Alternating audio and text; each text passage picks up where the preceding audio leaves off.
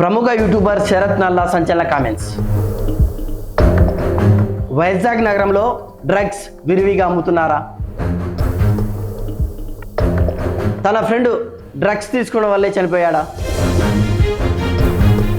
ఈ డ్రగ్స్ పార్టీకి శరత్ నల్లాకు సంబంధం ఏంటి?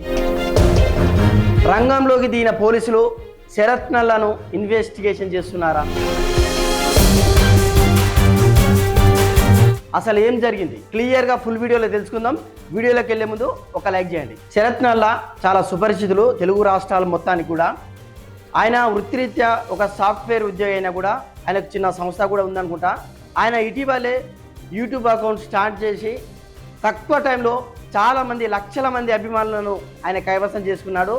అంటే మనకు సిల్వర్ స్క్రీన్ పైన బ్రహ్మానందాన్ని చూస్తేనే ఏ విధంగా నవ్వొస్తుందో యూట్యూబ్లో కూడా శరత్ నల్లా గారిని చూస్తే ఆ విధంగా నవ్వొస్తుంది. అలాంటి వ్యక్తికి ఈ వివాదం ఎందుకు అందింది? పెద్ద పెద్ద యూట్యూబ్ ఛానల్స్ అంటే మీడియా సంస్థలు ఎందుకు శరత్ నల్లా గారి గురించి వీడియోలు చేస్తున్నాయి? ఆయన ఎందుకు ఇరుక్కోవాల్సి వచ్చిందంటే, ఆయన ఇన్స్టాగ్రామ్ అకౌంట్ శరత్ నల్లాలో ఒక అవేర్నెస్ వీడియో చేయడం జరిగింది. నా ఫ్రెండ్ నెల రోజుల కింద చనిపోవడం జరిగింది, వాళ్ళ చుట్టాలు వాళ్ళ బంధువులు అందరూ కూడా కార్డియాక్ అరెస్ట్ వల్ల చనిపోయాడని చెప్పడం జరిగింది. కానీ విషయం ఏంటంటే, తను ఒక ప్రైవేట్ పార్టీకి వెళ్ళి అక్కడ డ్రగ్స్ తీసుకోవడం జరిగింది, అందుకే చనిపోయాడు. తనకు అలవాటు ఉందో లేదో ఫస్ట్ టైం తీసుకున్నాడు అనుకుంటా, చనిపోయాడు.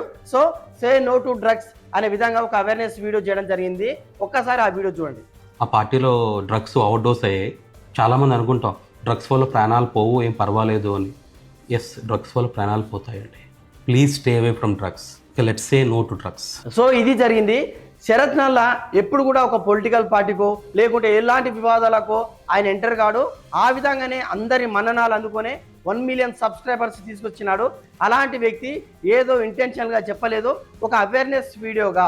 ఎందుకంటే యూత్ చాలామంది డ్రగ్స్కి అడిక్ట్ అయిపోయి చాలామంది బలైపోతున్నారు, మంచి మంచి భవిష్యత్తు ఖరాబ్ చేసుకుంటున్నారనే ఉద్దేశంతో సే నో టు డ్రగ్స్ అనే విధంగా ఆయన ఒక అవేర్నెస్ వీడియో చేస్తే చాలా మీడియా సంస్థలు అంటే ప్రతిదాని భూతద్దాల్లో పెట్టే యూట్యూబ్ ఛానల్స్ అక్కడికి వెళ్ళి ప్రముఖ యూట్యూబర్ శరత్ నల్లా సంచలన కామెంట్స్.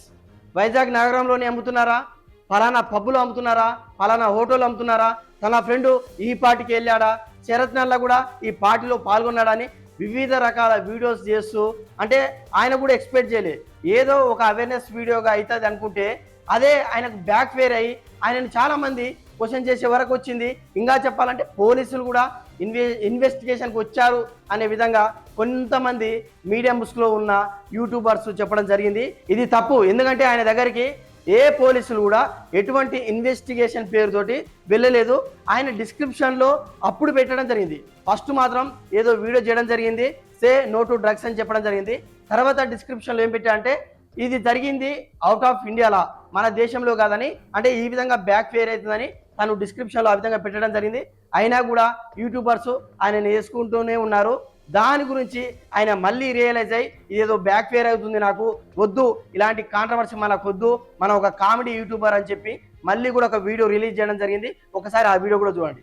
అన్ఫార్చునేట్లీ మా ఫ్యామిలీలో రీసెంట్గా ఒకరు చనిపోయారు, ఫ్రెండ్స్లో ఇంకోటి చనిపోయారు. సో వీళ్ళంతా ఎవరా అని చెప్పేసి సస్పిషియస్ అయిపోతున్నారు. ఇది జరిగింది ఇండియాలో కాదండి, అవుట్ సైడ్ ఇండియాలో జరిగింది. కాకపోతే డ్రగ్స్ వల్ల జరిగింది కాబట్టి కొంచెం బాధేసి ఇక్కడ అవేర్నెస్ క్రియేట్ చేయవచ్చు కదా అని ఉద్దేశంతో చెప్పాను. ఎవరు కన్ఫ్యూజ్ అవ్వద్దండి, ఇదైతే మన భారతదేశంలో జరగలేదు. Thank you. చూశారు కదా, ఆయన క్లారిటీ ఇవ్వడం జరిగింది. ఇది జరిగింది అవుట్ ఆఫ్ ఇండియా, ఇది వైజాగ్లో కాదు, ఇండియాలో వేరే ఏ నగరంలో కాదు. అనవసరంగా దీన్ని సీన్ చేయొద్దు, ఇక్కడికి ఫుల్ స్టాప్ పెట్టండి అని కూడా శరత్ నల్లా గారు చెప్పారు. మళ్ళీ ఇప్పుడు కూడా కొంతమంది అందరు యూట్యూబర్స్ కాదు, జెన్యున్గా మీడియాలు కష్టపడుతున్నప్పటికీ కొంతమంది వ్యూస్ కోసానికి దాన్ని ఏం చేస్తారంటే మంచి కవర్ డ్రైవ్ చేసుకున్నాడు. ఆయన ఎక్కడే అని తెలుసు, ప్రముఖ పార్టీ వాళ్ళకి సంబంధించింది, వాళ్ళు ఈయన మీద సీరియస్ అయ్యారు కాబట్టి, ఆ హోటల్ యాజమాన్యం ఈయన మీద కోపడ్డారు కాబట్టి మనోడు కవర్ డ్రైవ్ చేసుకున్నాడని మళ్ళీ వీడియోస్ కూడా స్టార్ట్ చేస్తున్నారు. మరి యూట్యూబర్స్ పరిస్థితి ఈ విధంగా ఉంది.